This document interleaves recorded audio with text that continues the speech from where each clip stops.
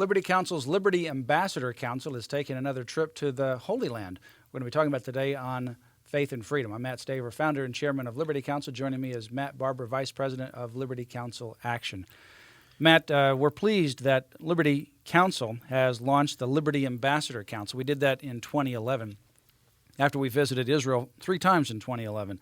The first time was in June, and we met personally with the Prime Minister Benjamin Netanyahu in his cabinet room. And then we ultimately took another trip in August and took our first Liberty Ambassador Council trip, bringing about 55 people from the United States to the land of Israel in September. We're going back with the Liberty Ambassador Council in May 19 through 28. What an opportunity for folks to see the Holy Land, and you and Anita Staver met with, as well as Dean Sean Akers with the Helm School of Government, actually sat down with Prime Minister Benjamin Netanyahu there in Israel, who has become a great friend to Liberty Counsel. And, it's not surprising, Israeli leadership, they're looking for friends where they can find them. Unfortunately, right now, under this current Obama administration, they've really thrown Israel under the bus, have shown a very pro-radical Palestinian bent in terms of favoring. And so they're looking for ambassadors. They're looking for goodwill ambassadors, folks from the United States who are going to stand in support of Israel. And Liberty Counsel is taking the lead in acting as a liaison and a conduit between regular folks, right here in the United States, and Israeli leadership. That's right. The amazing thing, people who haven't ever been to Israel, it's really a life-transforming experience. So I would encourage people, if you've never been to Israel, come with us on this important trip, May 19th through 28, and that will be right there on the Liberty Counsel's website. You can click on Liberty Ambassador Council. It's right there on the front page. If you've never been to Israel, or even if you have, I would encourage you to join us on this trip.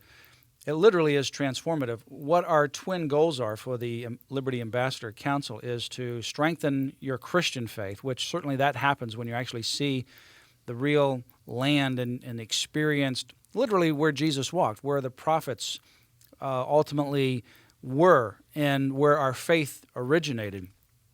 And then also to strengthen you to become and equip you to become an ambassador for Israel. We will tour the holy sites, the biblical sites, but unlike a typical tour, we also introduce you to real people, government leaders from Israel's government, political leaders. We introduce you to military leaders, to academic leaders, and you get a lot of information that you're not going to get anywhere else. We actually were able to tour a military base in the Valley of Jezreel when we were there in September for about 3 hours. Just a fascinating experience.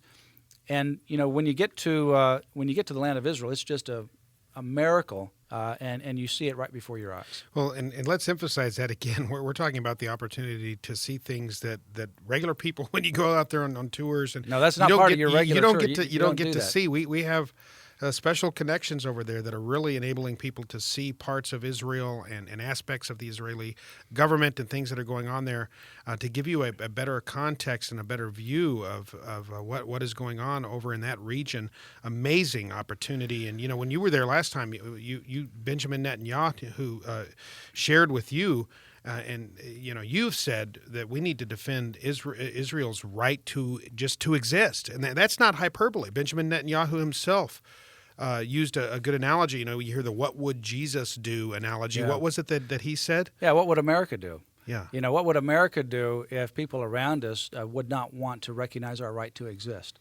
What would America do if the United Nations or others were saying, give up a lot of the land and shrink America? What would America do if they were put at risk? And obviously, when you put us in that situation, we would do the same thing that Israel is doing. Those people around them, like the Palestinian Authority, do not want to recognize even their right to exist. I was just there in January for a trip. It was not part of the Liberty Ambassador Council per se, but it was there on a different journey, talking to various business leaders in the economic areas of Israel. We talked to the head of the Economic Council for the Prime Minister, who's over all of the economic development for the Prime Minister's office. We met with many other people as well, the CEOs and CFOs of the largest telephone company, the largest bank, a very advanced technological computer and data storage company. Most people don't recognize the economy of Israel is just as much of a miracle as the land and the history and its survival. For example, most people don't know that the number two company, the number two nation for having the most companies listed on the Nasdaq stock exchange is Israel. Israel, the little land of Israel, has the second most companies listed on the Nasdaq stock exchange behind the United States. The second nation in the world for the most capital venture operations is Israel, behind the United States. The 386 chip for our computers and then the Pentium processor was invented in the land of Israel. Intel has one company for R&D, research and development, outside of the United States, and it is in Israel. Cisco, with the rotor, for computers, access to your internet, has one also in Israel. And you can go on and on and on about the economic engine that is the miracle of Israel. It's just absolutely incredible. A tiny, tiny little nation, number two in the world in terms of this type of production that you're talking about, and on the Nasdaq, and that is remarkable. But it's a testament to a couple of things. What are the two freest nations in the world? I mean, the United States and Israel. Freedom is the central word here. That's why they are able to thrive in such a way, economically, spiritually, militarily. That's why Israel is able to thrive, because it's a free nation. And as you and I have often talked about, man, who are the freest Muslims in all the world? Those who live in the United States and those who live in Israel. Yeah, the Palestinians there are the freest Palestinians in the world. That says everything you need to know. Yeah, right there. you know, in Israel, when it was first became a nation in modern times in 1948, it was built more on a socialist model, primarily because of necessity. The government was bringing in all these different refugees, all these different people from around the world, and trying to support them. That model began to collapse in the late 1970s, early 1980s, such that they had reached almost 500% inflation. Benjamin Netanyahu at the time was the finance minister, and he took some major changes to reform the economy. And what he ultimately did was he privatized things. Instead of having the telephone company owned by the government, he then offloaded that so that it's private. He went and did a lot of privatizations and brought in free enterprise. And lo and behold, because of what he did when he was the finance minister, before he was the prime minister, the nation of Israel now has just flourished. It is absolutely amazing. There are more startup companies in Israel than any other place in the world. And in fact, there is a book called Startup Nation that talks about the miracle of Israel with regards to the development of the electric car.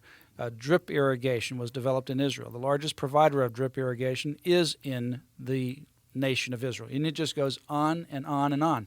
PayPal's, with its security check for credit cards, got to where it is now by acquiring a company from the land of Israel. Well, there's a lesson to be learned from this, too. As you mentioned, that the socialist breakdown of Israel, how many times do we have to look and see that even when it's well-intentioned, socialism is a failure, an abject failure? Someone needs to tell President Obama that. He can look just again to Israel again, where out of necessity, out of good intentions, socialism was the model. It collapsed. It's collapsing. That model is collapsing right now around us here in the United States. Again, we need to get back to freedom, liberty, a free market. We're seeing it thrive in Israel. It can thrive back here in the United States. Well, you will be amazed. Your life will be changed when you go to the land of Israel. And I would encourage you to go to Liberty Counsel's website, lc.org. Click on the Liberty Ambassador Council. You can click on that. It'll take you right to the webpage for the trip coming up May 19 through 28. And that will be leaving New York, going to Israel. We'll be there for 10 days and come back. And your life will literally be transformed. You'll see the biblical sites, and you'll also meet real people in the government, the military, and academia. And you'll see some things and hear things that you'll never see or experience on any other tour. That's why the Liberty Ambassador Council is quite unique. Strengthening your Christian faith, equipping you to become an ambassador for Israel. For more information, go to Liberty Counsel's website, lc.org. That's lc.org. Also, when you go to the website, be sure to sign up for the Liberty Alert email and the Liberator newsletter. and you can make an online credit card contribution right there. Also, look at the resources. We have a lot of resources that you can obtain and books that you can obtain as well. I would encourage you to read the book Startup Nation, a powerful book on Israel's economy.